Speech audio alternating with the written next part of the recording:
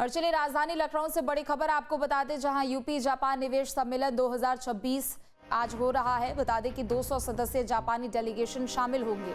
वहीं सीएम योगी के साथ निवेश पर चर्चा होगी। कृषि, पर्यटन, हेल्थ केयर और एमएसएमई पर मंथन होगा। जापान के साथ कृषि सहयोग का रोड मैप तैयार होगा। हेल्थ केयर में निवेश सहयोग की संभावनाओं पर चर्चा होगी। जापानी तकनीक, यूपी के एमएसएमई में तालमेल पर जोर दिया जा रहा है। जापानी मेहमानों को यूपी की ताकत दिखाई जाएगी। जापानी छात्रों का अटल विद्यालय में दौरा होगा।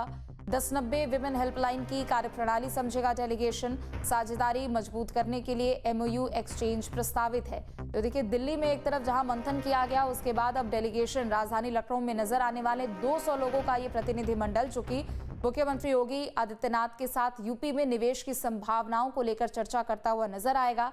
चूंकि यूपी में निवेश का दायरा लगातार बढ़ता जा रहा है और समय समय पर सीएम योगी विदेशी मेहमानों के साथ चर्चा भी करते हैं कि आखिर किस तरीके से उत्तर प्रदेश को और भी बेहतर बनाया जा सके। अलग अलग सेक्टर्स में यहां निवेश की संभावनाओं को हर रोज तलाशते हुए सीएम योगी भी नजर आते हैं और दूसरी तरफ जो विदेशी कंपनियां हैं वो भी अपने आप को इच्छुक दिखाती है कि उत्तर प्रदेश में आखिर किस तरीके से निवेश किया जाए। हालांकि दिल्ली में 2 दिवसीय ये सम्मेलन जरूर हुआ, जिसमें काफी ज्यादा चर्चा की गई। मुख्यमंत्री योगी आदित्यनाथ भी उस दौरान मौजूद थे और उत्तर प्रदेश में पिछले 9 सालों में, जब से मुख्यमंत्री योगी आदित्यनाथ वहां पर मौजूद है, जब से बीजेपी की सरकार वहां पर आई है, कितना बदलाव हुआ है और उत्तर प्रदेश में कितनी ज्यादा विदेशी कंपनियां निवेश करने के लिए यहां पर पहुंची, उसके बारे में भी बताया था। लेकिन आज बारी है लखनऊ की, जिसमें जापानी डेलीगेशन नजर आने वाला है। निखिल हमारे साथ लगातार बने हुए। निखिल, देखिए, दिल्ली के बाद अब बारी है लखनऊ की, जहां पर जापानी डेलीगेशन नजर आएगा और सीएम योगी के साथ घंटों चर्चा होगी और इस बात पर भी चर्चा की जाएगी कि उत्तर प्रदेश को आने वाले सालों में कहां तक पहुंचाना है और निवेश की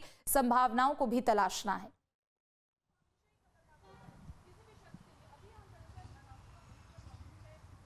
देखिए, 10 बजे ये सम्मेलन लखनऊ के इंदिरा गांधी प्रतिष्ठान में शुरू होगा, जहां जो 240 सदस्यों का जापानी डेलीगेशन है वो मौजूद रहेगा। मुख्यमंत्री योगी आदित्यनाथ मौजूद रहेंगे, पर्यटन मंत्री मौजूद रहेंगे, उत्तर प्रदेश सरकार के कई मिनिस्टर मौजूद रहेंगे।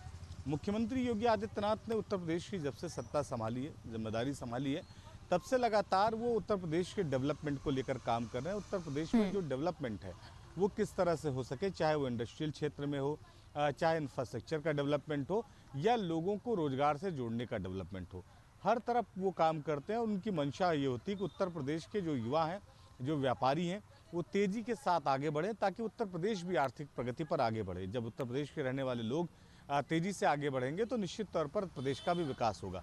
यही वजह है कि जापानी डेलीगेशन को आज उत्तर प्रदेश में आने वाली संभावनाएं जो हैं, चाहे वो पर्यटन के क्षेत्र में हो, चाहे उत्तर प्रदेश में संस्कृति के क्षेत्र में हो, चाहे इनोवेशन के क्षेत्र में हो, चाहे जो है वो डेवलपमेंट के क्षेत्र में हो, उससे रूबरू कराएंगे। मुख्यमंत्री का मकसद है कि जब दो देशों के लोग एक साथ मिलेंगे और उत्तर प्रदेश की पृष्ठभूमि पर और उत्तर प्रदेश की संस्कृति और उसके पर्यटन के साथ, तो बहुत अलग तरह के चेंजेस आएंगे और उन्हीं चेंजेस की संभावनाओं को लेकर लगातार मुख्यमंत्री काम कर रहे हैं। तो आज 10 बजे ये बैठक इंदिरा गांधी प्रतिष्ठान में शुरू होगी, जहां पर जो डेलीगेशन है उसके साथ मुख्यमंत्री का संवाद होगा और उत्तर प्रदेश में विकास, डेवलपमेंट, इंफ्रास्ट्रक्चर और टेक्नोलॉजी की संभावनाओं पर जो है वो चर्चा होगी।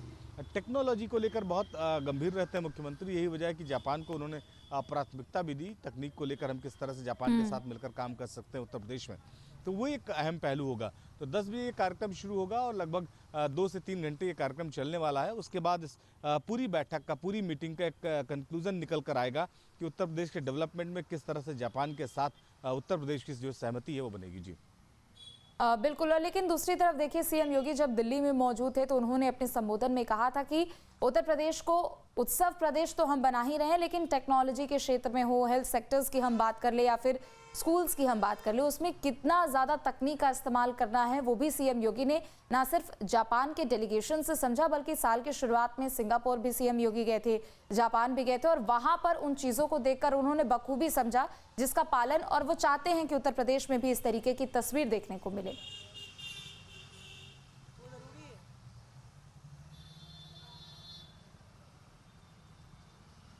देखिए, निश्चित तौर पर मुख्यमंत्री योगी आदित्यनाथ जितना ही अपने प्रदेश की संस्कृति, देश की संस्कृति के लिए आपको गंभीर दिखाई पड़ते हैं, उतना ही उनके काम में आपको टेक्नोलॉजी दिखाई पड़ेगी।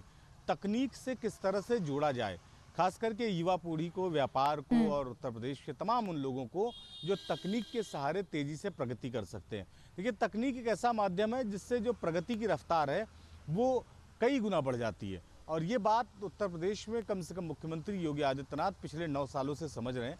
यही वजह है कि आपने देखिए उत्तर प्रदेश को स्पीड देने के लिए उन्होंने बहुत सारे काम किए, चाहे वो गंगा एक्सप्रेसवे की बात करें, पूर्वांचल एक्सप्रेसवे की बात करें, या जो तमाम जो बुंदेलखंड एक्सप्रेसवे की बात करें, मेरठ एक्सप्रेसवे की बात करें, तो उसे किस तरह से बढ़ाया जाए।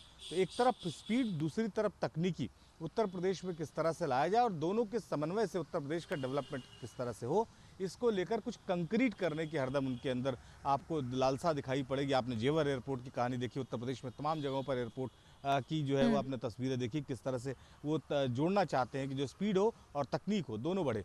अयोध्या एक बहुत बड़ा उदाहरण है, अगर आप संस्कृति के क्षेत्र में ले लें तो इस तरह से उनकी एक डेवलपमेंट की जो रणनीति है उसमें टेक्नोलॉजी सबसे महत्वपूर्ण है और आज जापान के साथ इस पर जरूर चर्चा होगी। जी बहुत शुक्रिया तमाम जानकारी अपडेट के लिए।